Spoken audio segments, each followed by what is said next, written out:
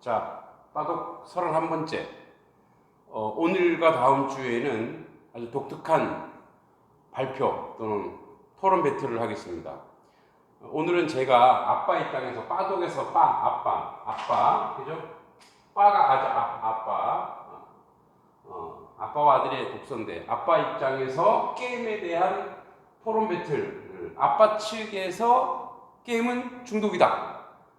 그럼 이제 다음 주에 아이들 측인 희서가 또 여기 반론을 제기하도록 하겠습니다. 그리고 세 번째, 거기에 대한 나름대로 우리의 결론을 한번 내려보겠습니다. 게임은 어린이들만 또 중고등학생들만 중독이 아니죠. 이제는 다 중독이 됐어요, 게임, 그죠?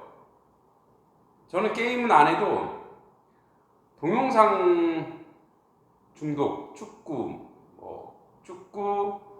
또 드라마, 이런 것들, 그런 것들도 또 중독일 수 있죠. 자, 그러면은 한번 이 게임 중독에 대한 이제 나름대로의 어떤 과학적인 이야기들을 함께 나눠보도록 하겠습니다. 우리 부모님도 잘 듣고 우리 아이들도 잘 듣고 그냥 이것이 이런 것이 있고 그러면 우리가 뭘 주의해야 될지를 고민해야 되지, 이거 가지고 거봐 게임은 중독이야 하고 막 아이들을 후달구면 안 됩니다. 또 어린이들도 이거 갖고 너무 주눅 들지 말고, 또 다음 주에 우리 희서 학생이 발표할 거니까 여러분, 그 2010년도에 11월 16일 날 부산의 한 중학생이 컴퓨터 게임을 못하게 하는 어머니를 살해하고 자살한 사건이 있었습니다. 무섭죠? 왜 그랬냐? 게임을 못하게 해서 그렇다고 합니다. 뭐 우리 학생들은 그러진 않겠죠. 그러니까 우리나라는 이 청소년들 게임 중독으로 발생하는 사회적 손실이 8천억에서 2조 원이래요.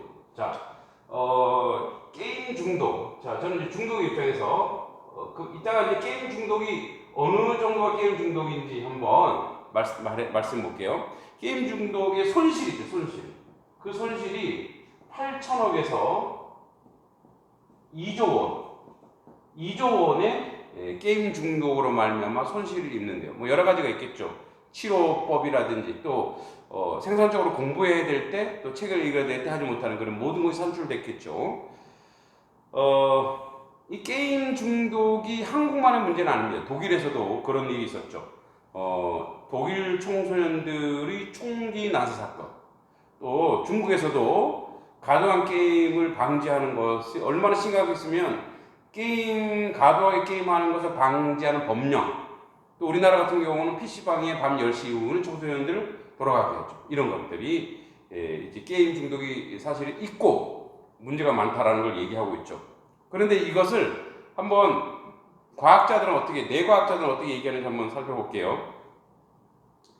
이제 게임 중독에 뇌에 주는 영향을 발표했어요. 그래서 게임 중독은 뭐와 똑같냐? 이거는 마약과 똑같아요. 마약 중독하고 동일한 반응을 나타내는데 무섭죠, 그죠? 자, 그러면 우리 그렇죠. 프로게이머는 그러면 어떨까? 프로게이머. 그러면은 보세요. 이 게임 중독한 사람하고 그럼 프로게이머는 좀 차이가 있을까? 이 사람들도 게임으로 직업하는 사람이니까. 이 사람들도 중독일까? 한번 보겠습니다. 직업으로서 매일 장시간 컴퓨터 게임 프로게이머와 중독자 뇌는 같은 모습일까? 틀리대요. 왜냐면 이제 이 중앙대 의대 정신과 한덕현 교수님, 중앙대 의대 이제 실험했어요. 그래서 어떤 실험을 했냐면 중대 의대 교수님들이 실험했는데 스타크래프트 프로게이머 17명. 자, 프로게이머 17명과 그 다음에 게임 중독자 13명. 게임 중독 하루에 5시간, 6시간씩 10시간씩 게임하는 게임 중독자 13명의 뇌를 이제 실험하는 거예요. 그래서 이제 그 결과 프로게이머 뇌, 잘 보세요.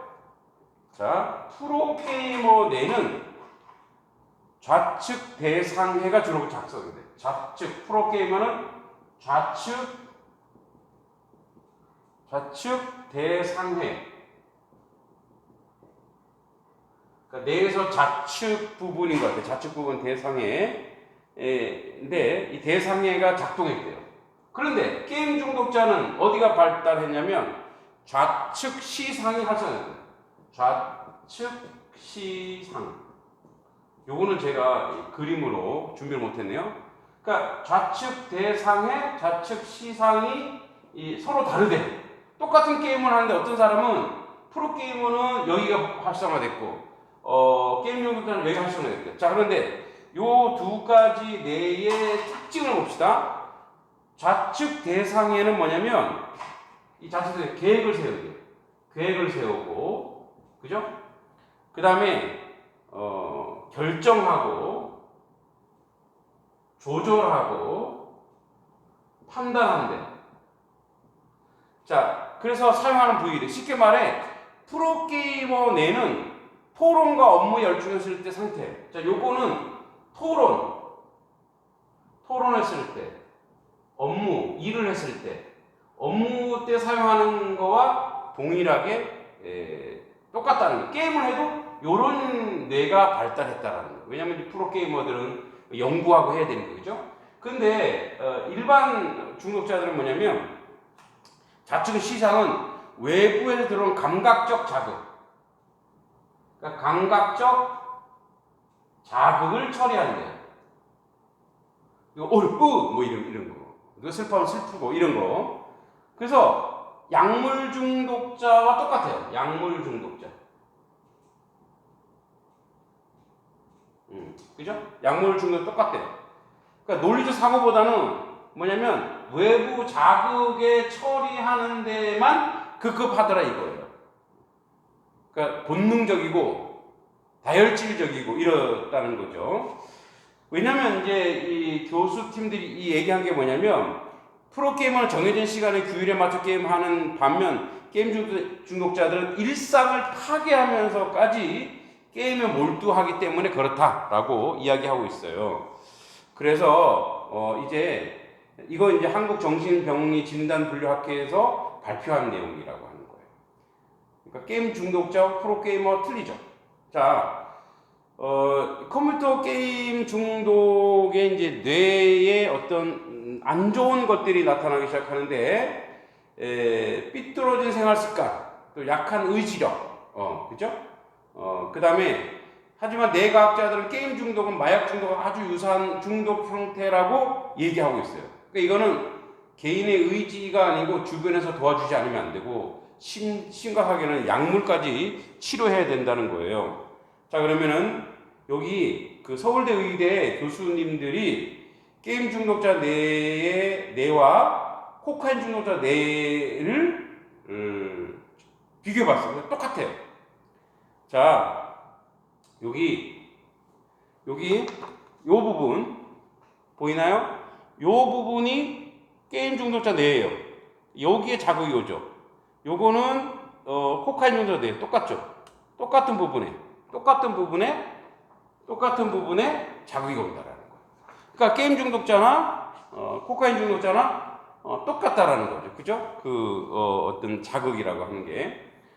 그래서 게임 중독자의 그 도파민 발현, 도파민은 뭐냐면 흥분할 때 분비되는 건데 이게 약물 중독자 유사하대요. 그래서 어떤 자극이 계속 있어야 된대요. 그러니까 자극을 계속 줘야지, 자극을 큰 걸 안 주면 반응을 안 한다는 거예요. 그러니까 이런 거죠. 맨날 그 게임에서 남을 죽이고 칼로 쓰고 하는 것이 이제는 일상이 된 거예요. 그래서 예전에도 제가 한번 20대 때 그 어떤 집에 불이 난 사건이 발생했어요. 그래서 방화 사건인데, 그래서 그 집에 남매가 있었는데 왜 불이 났을까 봤더니 그 남매 중에 남자 말고 여동생이 칼에 찔려서 죽어 있는 거예요. 근데 그걸 감추려고 오빠가 불을 지른 거예요. 근데 칼을 왜 찔렸냐? 게임에서 이 칼 찌르는 거 있잖아요. 이거를 실험한 거예요, 동생한테. 무섭죠? 그러니까 뭐냐면 이 도파민이라고 하는 게 계속 분비를 했을 때 이게 우리가 이제 똑같은 데를 계속 때리면 어떻게 여기가 이렇게 마비가 되죠. 그럼 자극이 안 오는 거예요. 그러니까 뇌도 똑같은 부분, 그러니까 사람을 죽이고 총 쏘고 막 하는 부분은 폭력적인 거 계속 노출되다 보면 이게 폭력이 아닌 거예요. 자기는 때렸는데, 자기는 찔렀는데 죽네? 왜 난 늘 해왔기 때문에. 그러니까 그래서 우리는 이렇게 게임 이따 얘기하겠지만 게임을 하는 것을 절제할 수 있어야 돼. 그래서 이 자극이 이쪽으로 가고 왔다 갔다 다양한 자극을 써야 되거든요. 다양한 걸 써야 늘 새로운 것이 신선해 보이는데 계속 똑같은 걸 쓰게 되면 이제 마비가 돼서 자기가 충격적인 행동을 했는데도 그것이 문제로 여기지 않는다는 거예요. 그렇죠? 그런 거죠. 바늘도둑이 소도둑이 된다. 계속 그렇게 하다 보면, 그죠? 자, 그래서 이 게임 중독이라고 하는 것은 의지의 문제가 아니고 현재는 구조의 문제라는 거예요. 자, 그리고 여러분 궁금하죠? 어머니들도 궁금하죠? 자, 우리가 여기서 이제 공부하는 그런 유튜브나 그러니까 스마트폰, 게임, 동영상, 유튜브, 그러니까 지식과 정보가 아닌, 그 뇌를 쓸 때 자기가 어떤 규칙을 세워놓고 공부하는 거 아닌, 뭐 영어 공부라든지 뭐 시사라든지 정보라든지 이게 아닌 그냥 재미로 보는 것이 하루에 45분 이상 되면 문제가 있다. 이 빌 게이츠 교육법입니다. 45분. 하루 45분. 근데 우리 친구들 얼마나 오래 하죠? 굉장히 오래 하죠. 그러니까 요 기준을 주의하고 꼭 45분을 지켜라 말라가 아니라 뭐 다음 시간에 우리 김희석 군이 발표하겠지만 45분이 기준이어야 된다. 이런 얘기예요. 그리고 이제 게임도 어떤 기준을 정해놓으면은 그것이 더 재밌다라는 거예요. 더. 근데 계속하게 되면 여러분 게임 계속하면 어떻게 돼요? 재미있긴 한데 계속 재밌진 않죠. 그죠? 자, 게임 중독 증상이 있어요. 게임 중독 증상은 12개월 이상, 한 1년에서 이게 반복되면 중독이래요.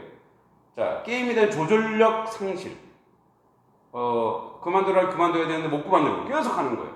또 게임이 일상보다 자기가 해야 될 일보다 게임이 먼저야.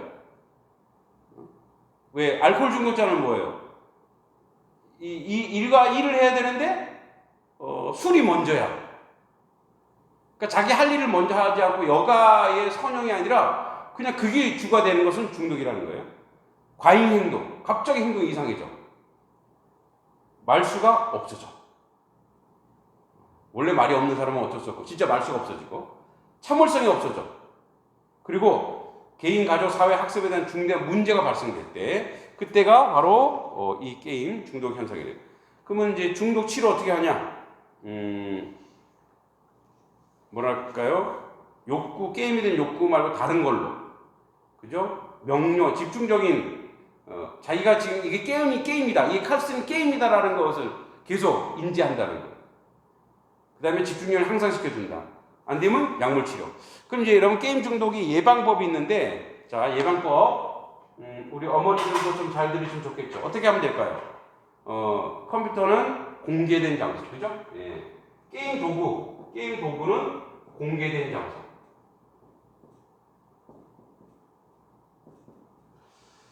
저희 아내 같은 경우는 아이들이 잘 때 무조건 핸드폰을 수거하더라고요. 밤새도록 할까봐 몇 번 그런 적이 있었죠. 예, 그리고 컴퓨터도 저희는 거실에 있습니다. 그래도 게임을 열심히 하더라고요. 누군가가 게임 열심히 해요. 그 다음에 자신에게 주어진 일을 마친 후 게임한다. 자, 두 번째 게임은 공부나 일 다음이어야 됩니다. 예, 다음. 그죠? 그 다음에 가급적 필요한 일이 있을 때는 인터넷을 사용한다. 자, 가급적 필요한 일이 있을 때만, 그러니까 인터넷 사용, 컴퓨터 사용이죠. 컴퓨터 사용을 가급적 이거 안 해도 되는 거는 자제한다. 자제하는 거, 자제하는 연습. 그러니까 이런 거 하루에 10분, 20분, 예, 원래 시간보다 조금 더 줄이는 거죠. 그리고 게임 시간을 정한다. 자, 네 번째 시간 정하기. 아까 얘기했죠. 45분 뭐 이런 식으로 45분 너무 안 돼? 그럼 1시간 이런 식으로. 그 다음에 한 번 너무 오랫동안 게임 하지 않는다. 그죠? 1시간, 2시간 안 된다는 거예요. 장시간 게임하면 안 됩니다. 왜냐면 아까 얘기했죠. 그러면 이렇게 마비가 된다는 거죠. 그 다음에, 대단히 중요한데, 게임 말고, 6번, 신체적 활동. 예. 게임 말고, 몸의 활동이 중요하다.